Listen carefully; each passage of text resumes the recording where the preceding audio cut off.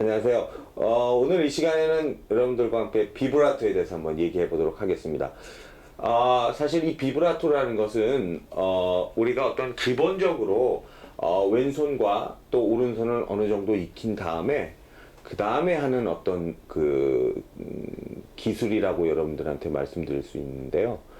사실 예전에는 그 바로크 시대 때는 사실 비브라토를 거의 사용하지 않았습니다. 그 바로크 시대라 하면 뭐 핸델이나 우리가 아는 바하죠. 그 독일은 바흐라고 하는데요. 그 우리가 많이 다 아는 바흐의 무반주 스위트 같은 무반주 조곡이죠. 그건 뭐 첼로로 시작이 됐지만 그 후에 사실은 뭐 비올라도 많이 하고 있고요. 또 콘트라베이스도 그 곡을 연주하곤 하는데요. 그 당시에는 사실 비브라토라는 것을 잘 사용하지 않았습니다. 내추럴하게 그냥 소리를 내는 어떤 거 어떻게 보면 원초적인 소리라고 그럴까요? 그런 소리를 원했었고, 왜냐하면 그 당시에는 그 비브라토가 그 첼로라는 악기, 또 그 당시에는 연주하는 공간들이 콘서트홀이라기보다는 교회에서 많이 했기 때문에 자연적인 어떤 교회의 울림을 우리가 사용했었기 때문에 비브라토가 그렇게 많이 사용이 안 됐었죠. 만약에 지금 현대 시대에 와서 많은 뭐 어떤 음악가들은 왜 꼭 우리가 왜 그 비브라토를 왜 바하 시대처럼 그렇게 뭐 비브라토를 하지 않아야 되느냐, 꼭 뭐 현대적인 주법으로도 충분히 그 비브라토를 하면서 연주할 수 있는데, 제 생각은 좀 틀린데요. 만약 아마 그때 당시에 그 시절에 아마 그렇게, 아니면 지금도 마찬가지, 제 개인적인 사견이지만 그런 울림이 있는 장소에서 비브라토를 많이 사용하게 되면 제가 생각하기에는 그 음악이 가지고 있는 바하면 바, 아니면 뭐 핸들이면 핸들, 그 당시에 있었던 코렐리라든가 뭐 이런 작곡가들의 작품 연주할 때 아마 과하게 사람들한테 들려지지 않을까라는 제 생각이 들고요. 그건 개인적인 어떤 에피소드고 사견입니다. 그러면 여러분들과 함께 오늘 그 비브라토에 대해서 얘기를 해보도록 하겠습니다. 비브라토는요, 노래하는 사람들한테는 바이브레이션이라고 그러죠. 이 떨림, 울림을 얘기를 하는데요. 저는 제가 가지고 있는 생각은, 제가 학생들하고 얘기할 때도 그렇고요. 또 제가 개인적으로 선생님들하고 공부를 하면서 제가 느꼈었던 어떤 그런 것들도 그렇고요. 제가 여러분들한테 말씀드릴 수 있는 건, 사실 이 비브라토라는 것은 어떤 책이나 뭐 이런 교본이 있는 게 아닙니다. 사실 그거는 가장 기본적으로 우리가 아주 내추럴한 떨, 만약에 우리가 아주 내추럴한 아주 자연스러운 떨림이라 그러면, 우리가 추운 겨울날 말을 할 때 너무 추우면 어떻게 되나 하고 이렇게 저절로 이렇게 떨리게 되거든요.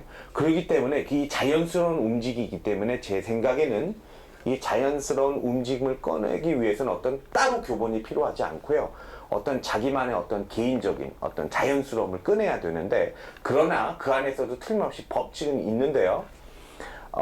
제가 노래하는 사람은 아니라 제가 그 노래하는 사람 바이브레이션을 어떻게 내는지 모르겠습니다. 그러나 저도 노래방이나 혹은 뭐 어디 가서 낼 때는 저 나름대로 바이브레이션을 사용을 하거든요. 아마 그거는 개인적으로, 아마 그렇기 때문에 아마 첼로나 뭐 바이올린도 아마 자기만의 어떤 그 개인적인 어떤 내추럴한 자연적인 어떤 성향으로 끌어낼 수 있다고 생각이 드는데요. 그렇지만 그럼에도 불구하고, 그러면 손가락은 첫 번째, 두 번째, 세 번째, 네 번째 손가락이 가지고 있는 크기와 면적과 조금씩 틀린데, 그래도 이렇게 이 기능이 어떻게 써야 되는지에 대해서 여러분들에게 간단히 말씀드리겠습니다. 저도 이 비브라토에 대해서 고민을 많이 했었는데요. 제가 한 번은 어디 가서 이렇게 마스터 클래스를 어떤 그 유명한 선생님께 한번 사사를 받은 적이 있었는데, 그분이 한번 저한테 음악을 들으시다가 이런 말씀을 하셨습니다. 제가 그 유학을 가서 초창기였을 때였는데요. 지금 연주가 참 좋았는데, 자기는 그 당신이 들었을 때는 처음부터 끝까지 비브라토의 모든 크기와 이 넓이가 다 똑같다라는 거죠.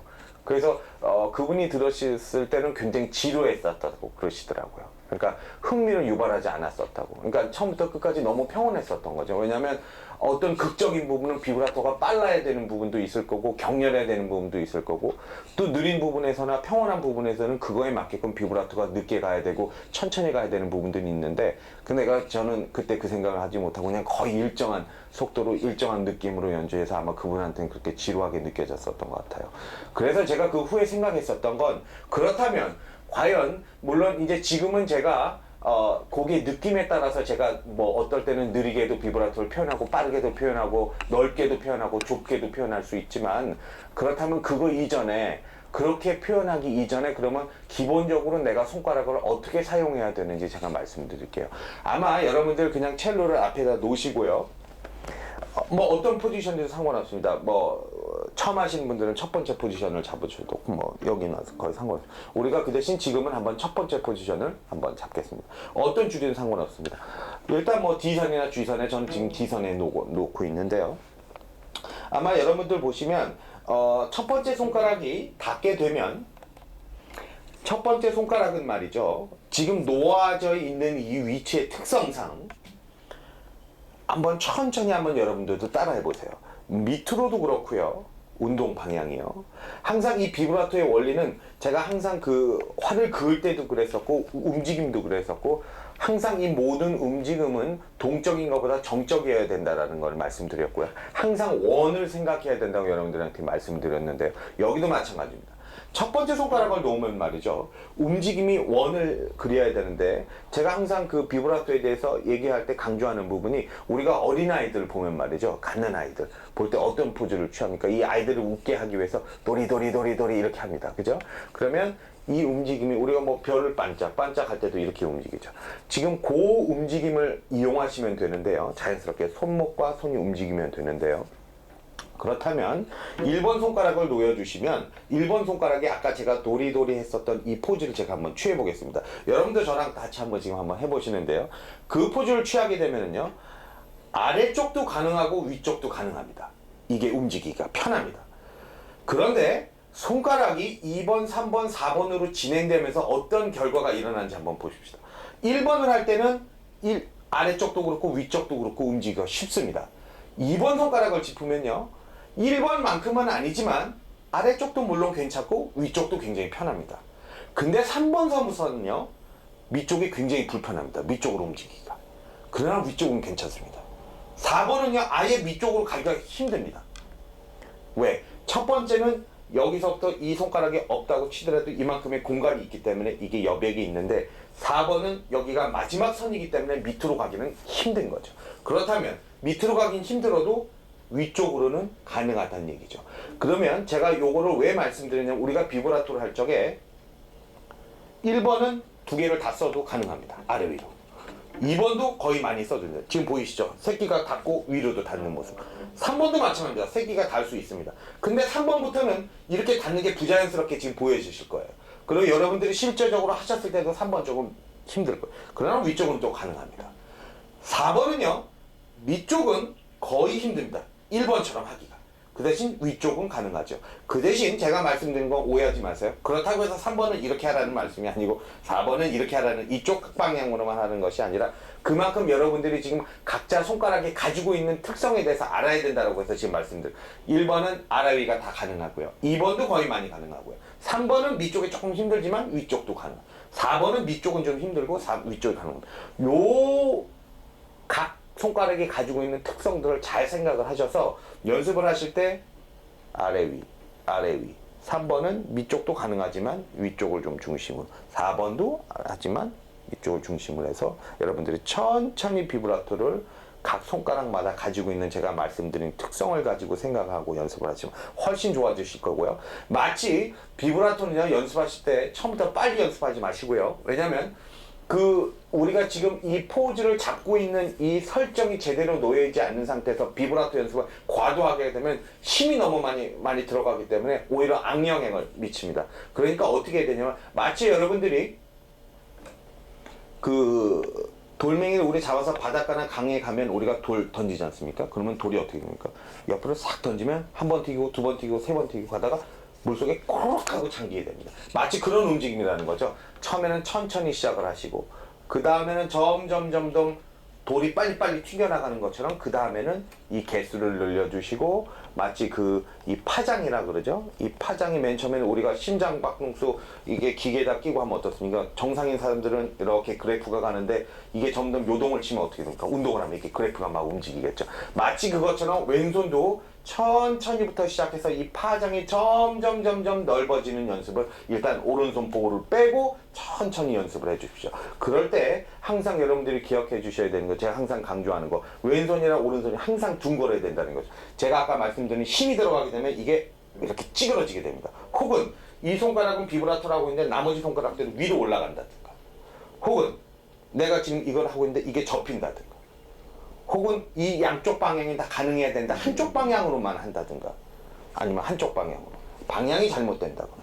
이 모든 손가락들이 다 마찬가지입니다. 그래서 천천히 연습하셔서 어떤 것이 나한테 지금 이 비브라토가 움직임이 자연스럽게 나한테 느껴지는지 불편하지 않아야 됩니다. 그래서 제가 말씀드린 처음에 우리가 스케일 했을 때 왼손에 대해서 제가 말씀드렸던 그 손 모습이 비브라토를 할 적에도 절대로 깨지지 않도록 우리가 가지고 있는 이 패턴과 이 지배 모양이 무너지지 않도록 여러분들이 비브라토를 천천히 연습을 하시면 훨씬 좋은 결과를 얻으실 수 있고요. 제가 잠깐 소리를 내자면 이런 패턴입니다. 1번은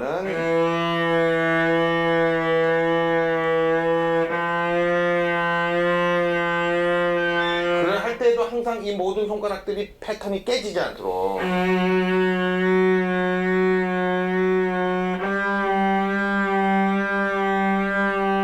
그래서 이게 점점 빨라지는 거죠.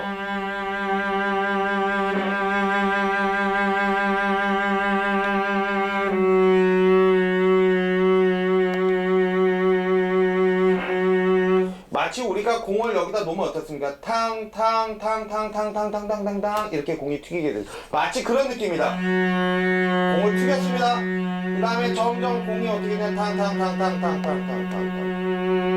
2번도 마찬가지입니다. 그래서 처음에 연습하실 때는 천천히 연습하시고 이 모든 움직임들이 더 이상 이거보다는 더 이상 빠르지 않도록. 왜 이게 처음에 하시는 분들은 이게 빨라지게 되면 그 다음에 힘이 갑작스럽게 많이 들어가요. 그래서 이 패턴이 깨지게 되거든요. 그 패턴이 깨지지 않도록 계속 일단은 이 느린 비브라토와 이 느린 패턴이 계속 유지될 수 있도록 천천히 인내를 갖고 연습해 주세요. 그러면 틀림없이 비브라토에서 좋은 결과를 얻을 수 있고요. 그 다음 제가 아까 말씀드린 이 모든 것이 나중에 이후의 얘기지만 나중에 우리가 이제 느린 부분을 연습했을 때는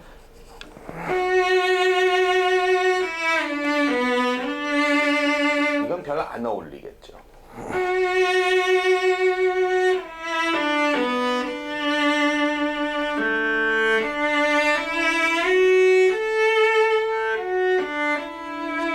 이제 조금 이제 크레센도 되면 빨라집니다.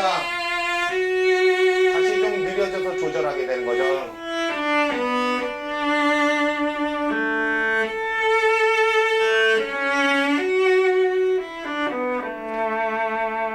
여기는 노 비브라토 합니다. 피아노가 점점 비브라토가 돼. 이건 제가 나중에 되면 이제 이런 곡에 대해서 또 나중에 설명을 드리겠지만, 이거에 대해서 아시는 분들은, 저 사람이, 이런 프레이즈에서는 아까 비브라토가 좀 느렸구나, 비브라토를 안 했거나, 갑자기 좀 비브라토가 빨라졌구나, 느려졌구나 하는 건 아마 느끼실 수 있었을 텐데요.